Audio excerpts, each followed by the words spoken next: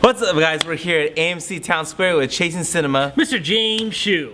.com, and we're here for Eli Roth's The Green Inferno. Yes, and as we talked a little bit last week, supposed to come out on my birthday last year. Ended up having some distribution issues. Finally ended up getting released now, you know, a whole year and some days later. I've honestly been anticipating this movie. You know, I heard about it. I can't say which podcast Eli Roth was on, but he was on one and he was talking about this movie. He was talking about how it felt like it was going to be his really big comeback and really make a statement. I heard a lot about the story and I was hooked. I was like, okay, getting ready for myself to watch it, and then it just kind of fell face the map. And then they re-released the trailer. They're like, all right, we're going to end up releasing it. And right now, I don't even know if this movie is going to be opening wide right now. I don't know how many people are going to be getting this movie in your state, in your city, wherever you may be watching this from. Las Vegas, we were lucky enough to get it. What are your expectations going in? I don't really know too much. The trailers look good, but I was going to ask you. So Eli Roth was saying that he was basing this film off of real indigenous type of people. Okay. No, is he? Oh, no. Or this is all fiction? From what we were talking about, well, I think that we have enough proof that, you know, even in the beginning of the conversation, we are hearing that he has this interview as he's talking about different tribes. So I think he's taking a little bit more of different tribes, but I think here he's really going to be emphasizing, you know, to make it more of a horror factor. But we've seen tribes do some pretty, you know, crazy things. You know, we could see that it's studied, it's proven, because these indigenous tribes do have their own world, you know, yeah. Completely opposite than ours. And of course, we could look at something and assume it's bad, but it's just because it's not the world we live in. It's not how we do things. Yeah. So, I mean, I'm not sure exactly where he's going to go, or if he's going to kind of be true to how a tribe would work, or then again, even if I wouldn't know how a tribe would work in general. So, right. But I just know this movie is going to be very gory. Eli Roth is known for being a horror master, you know, a gore master, you know. I believe when he came out with Hostel 1 and 2, he was nicknamed the King of Gore Porn. So I'm kind of interested to see what's going on here. I don't know. I think the anticipation of not being able to see this movie and been waiting for so long, I'm excited. I'm excited about it. How long's the movie? It's about an hour and 45 minutes. All right, not too long. Let's go. Let's go crazy.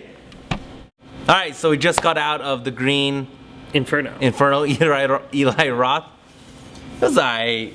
It was like a lot of unnecessary. The acting wasn't the greatest, and there's a very evil man in the movie. That he's just evil. I guess the only highlight of this movie I'm really gonna say is at the end. I thought it was weird. They had all the Twitter handles of the actors. So why was that? That's the one part you want to comment on? No. Why was that? It's smart. No, I liked it. Yeah, I'm sure that'll be happening more and more often. Yeah, now that's. I'm sure it'll just start saying, like, you know, Bob hashtag Jerry. Whatever. Yeah, I liked it. That's what it'll start being. I don't know if that's a good thing. That's what I have to talk about is the credits, but it's gory. Honestly, I don't really have much to say. That movie was. I'm not gonna recommend it. I don't even know what to say, dog. I mean, it was. I think you really kind of hit the nail on the head with unnecessary. Like, the whole movie just felt pointless. You know, I mean. In the opening of the film, we talk about some very, very serious topics, including genitalia mutilation, which is something that's very, very serious. That's something that's very, very real. But then, like, this whole entire, you know, maybe this is what this movie is going to be about. Maybe it's going to address things that happen that, you know, as a country, we can't just barge in somewhere and tell them to stop. But we need to band together as a whole to stop something that could be dangerous and affecting people. That was good what the dad said. Yes, yeah, exactly. We can't just go somewhere just because we don't agree with it. Yes, exactly. Okay, know. Good. That was good. But that never goes anywhere. That's mentioned in the beginning. It somewhat comes back, but it's never really addressed like with a meaning. This movie has no purpose. It's not trying to say anything specific. I don't know if this movie is pro-American, anti-American, pro-indigenous tribes, anti-indigenous tribes. It's a really interesting way to kind of see. But honestly, it's a movie that Eli Roth set up so he can make really gory scenes. But by the end of the movie, I mean, we're going in a really stupid place, like with killer ants and things like that. You know, I mean, to me, it just gets really silly. Right. Yeah, that was really ridiculous. The acting was awful. The first 20 minutes are really, really tough to get through because they're trying to set up this really important story. But our main character, who I can't even tell you what her name is, but her best friend was one of the most annoying people I've seen on screen all year. She's just like that girl. The blonde? The blonde girl who has to say everything, like she has to be annoyed with everything and deliver like the funny punt. I don't know what she was, and then she ends up not even being a part of the film at all. She's completely useless, just there to be there. And then I thought, okay, so maybe because the movie's about cannibalism, we're going to talk about, the idea of food being power, or something along this line. Something that Quentin Tarantino has accomplished very much. If you've ever seen a Quentin Tarantino movie, you'll know food is power in his films. And there's many, many examples. You can look it up if you don't believe me. Because, like, one scene we watch her dad, our main character's dad, eat a steak. But it is so... specific on how he eats it. We could hear his jaw clench. We could hear the meat in his mouth. So we're like, okay, we're kind of getting, a foreclosure. Maybe we're going to talk about that. But I mean, it just gets into it's a useless movie that uses gore as a device to attract people to come in. I mean, honestly, that's what it is. It says, okay, we'll advertise gore, we'll get some money, and that'll be that. Otherwise, this movie has nothing to offer. Even the gore wasn't that good. I thought, if you're into gore porn, I mean, I guess eyeball eating. I guess, but otherwise, I mean, even as a horror movie, its film's not effective. I just let's do spoilers real quick. Okay. Or for the rest of it, let's do spoilers. Yeah. So they were saying that she was a virgin, right? Yes. Okay, and then, I believe so. Right? Did you get that? Okay. So we all there's 4 of us. Yep. Okay, so she she was a virgin. She started bleeding, and then because of that reason, she deserved to be the chosen one. In some regards, because she's a virgin, they have to take her. Okay, so that was the whole point. The mutilation. They have to take her clitoris. That's what they were gonna do to her, right? He was going to. She. Sorry. Yeah, I didn't even realize that was a woman for the longest time. You mean Captain Jack? Yeah. Yeah, exactly. I was like, come on, you're killing me. Okay, so she was going to do that to the chick. Yeah. And mutilate her, because that was the whole point of. Yeah, but that's the thing, though. Why is that the point? I don't know. Why is that important? Like, is she, because she's a virgin, is she someone that they're going to treat as a god? Or are they just going to let her join the tribe, so they need to do this ritual? I mean, because we talk about it in the very beginning of the film, and though there are many different reasons for why this horrible thing does happen. I mean, I've taken classes in college similar to the one in this movie, and we've learned about this horrific thing. That is scary. And some are to keep girls pure for their man. So the part where she broke her hymen to me was really confusing, because in most cultures it seems like they actually want to keep clip that off, and then they put their they kind of bind them so that they are pure for their husband. But I mean, that's going to turn into a really political conversation. But I just don't get what the point was. Okay, so we were going to mutilate this girl, and then then we were going to eat her? Because why not be the point? Why not mutilate the other two? Why do we have to mutilate her first before we eat her? I didn't understand what we were going to do with her.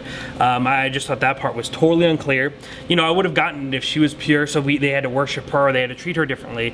But and then it kind of aggravated me, just because of I mean, granted, what that is awful. I'm not trying to not grade that, but I mean. Granted, if that was going to be the one thing that happened to her, opposed to being chopped up, diced, and have their eyeballs eaten out, it seems like a much better alternative for her. Even though she, as it is mentioned in the film, she would have died of either infection or bleeding out. It just seems like, to give us a person's eyeball gouged out, their tongue cut out, ants being eaten, throats being cut, it just seems like a step down. And not to degrade that principle of how horrible that thing is, but just in that sense of the movie, to her, it seems like what was going to happen to her wasn't as high a stake as what happened to the poor guy, the very first gentleman that we see murdered and brutalized. So, that one dude at the end, or let me ask you guys this, everybody is, if it were you, right, and all that happened to you, and then they're interviewing in America, what would you have said? Because I know I would have been like, they made us eat each other. Listen. Well, it's interesting because that's what I was wondering. Because I know I wouldn't have said what she said. They have. I don't. This thing is, I don't know if this, because it's not clear. It's really poor filmmaking. They do not distinct. They don't. If we're supposed to make them feel like if they are the villains in the movie, right? Like, these guys are bad. They're eating our characters. But what makes them bad? People say, well, they're eating people. Yeah, but in their world and in their existence, they are doing absolutely nothing wrong. They are surviving, So can we really blame them for that? Is that something that we could really point the finger at wrong? Of course, it's wrong to us because that's the world we live in. But in their world, it's not. They're completely just living their life and surviving, Most of those people are very malnourished. They don't eat a lot. So, I mean, it totally makes sense. So, but the ending confuses me because we're gonna let them do what they're gonna do, but at the same time, that's a tribe that takes place with genital mutilation. So something that she was so against in the beginning, she's gonna allow them to keep doing in this tribe by letting them be. So I didn't know if this movie was like, we need to stop tribes from harming people and doing terrible acts like genital mutilation, or we need to let them be and let them live their own lives. I wasn't sure because of how confusing that ending was. I don't know. What was the point of her telling him that? B? I agree with that. Literally, it made no sense. I mean, it makes sense if they were like, no, this is all about genital mutilation. Like, that was the theme of this movie. That was what they were trying to address, and they wanted them to stop it, and that would give her a perfect reason to get all of these people in the United Nations to go see this tribe, as an example, and then maybe expand. But then if we're like, no, what they're doing is what they do, what they believe, and maybe that is the theme of the movie, so we should just leave them be. But I can't stand by anyone who thinks that genital mutilation could be stood for. I mean, certain things that people do in tribes or things that are different, we might not understand, but when something is physically harmful and borderline murder because of how poorly it's addressed, or not addressed, but how poorly it's done, and how it's not sanitary. Yeah. I mean, that's. I think that's when it becomes an issue that people have to deal with. I mean, but the United Nations in real life, they can't go in there and do anything anyway. I don't think so. Yeah, right. Unless if they cause a crime, then they can do something. I don't even. But that wasn't a crime. I wouldn't be the person to ask about that. Jurisdiction. But I would have figured that she said. But then again, like, even if you have jurisdiction, what do you go do to that tribe? You say, "Up, you guys are under arrest. You broke this law and this law." And what happens? I mean, those taking them to jail. What are you gonna? What do you do with these type of people? So, I mean, this movie be crazy. I don't know. All right, so it just didn't make sense to me. I don't recommend it. ChaseCinema.com/. Well, I'm just be doing the video review for this because ain't no rain review. Ain't no review. Because it'll end up just being about nothing. Yeah, it'll end up being like this movie. Today's Thursday. Next Tuesday night we have the premiere of Joseph Gordon-Levitt's The Walk. Yes. True story. Twin Towers. Crazy man. Yes. If you want to prepare yourself, you can watch the documentary that won Best Documentary at the Academy Awards a few years back called Man on Wire. I believe it's still on Netflix. A phenomenal film. But if not, you could go in blind and then watch the movie after. But quickly, let's go back to Green Inferno because I'm not done. I just thought about some more things to say. And then, spoiler alert again, so if you've decided to join back in the conversation, how do you feel about her leaving Alejandro at the end? Of course I would have did that. It's beautiful. Nah, see, I don't like that. Why, you think she should have saved him? Yeah, because she's our hero. She should have. Oh, no. To be the. Okay, but see, here's what I mean. Oh, no. I mean, he's the worst one. He is the worst one, but at the same time, it's just like, okay, he's the worst. Well, I'm gonna get into the ending in a second anyway. But he is the worst one. But still, if she's gonna be our main character, she's gonna be our good character. She's gonna be the person we need to rely on. She needs to do the right thing. So to me, that was kind of a very odd ending for a main character. And then I don't understand the ending at all. Like the last 5 minutes, I completely don't understand. She has this dream that he comes back, then she eats him, and then they're all trying to save him, and then her sister calls her, like it's just a voiceover, like her sister wants to get revenge because she left him there. Like no, the sister don't know nothing. Her sister said, I saw. Yeah, but I don't think she's mad at her. Oh, I think it is. I think that's a direct threat. Oh, really? Because at one point she said no one was left. Right? And she addressed that she was the only one left. She said, I've seen a satellite image of my brother. We need to talk. That's how I interpreted it. Oh, okay. Either way. How'd you guys take that? I thought she was just informing. Either way, it was stupid. Yeah, well, okay. Either way, it was dumb. It was really unnecessary. Do you think they're really trying to get a part 2? Like, I don't know but then the part, like, it wouldn't even be the part 2. And what's the Green Inferno? Exactly.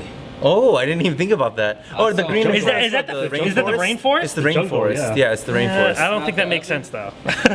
Like, I mean, I think it's really catty. Yeah, that oven you didn't put. People. That wheat part was actually kind of funny. Yeah. No, and the wheat part. Oh, you want to talk about stupidity? Yeah, that was stupid. Yeah, that was really stupid. Really? No, it was stupid. But yeah, I don't know. But And then, smiled like the omen of the leopard or whatever animal that was. There was just a lot of nonsense in this entire movie. Definitely. Anything else?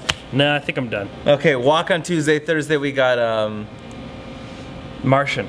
Yes, Matt Damon. People are saying a lot of good things about this movie. You've already seen it. Yes. That's exciting for you. I'll keep that on the download though. Hey, you got 7 days. Got to keep your mouth shut. We also reviewed The gotta eat Intern you. today. Don't be nobody. because in this society it's no. Okay. The Intern, make sure to go check out our review. It's already up for you guys to make sure to go watch. And Halfling Robert De Niro, you go check that out too. All right. So ChaseandCinema.com is the film lovers Website.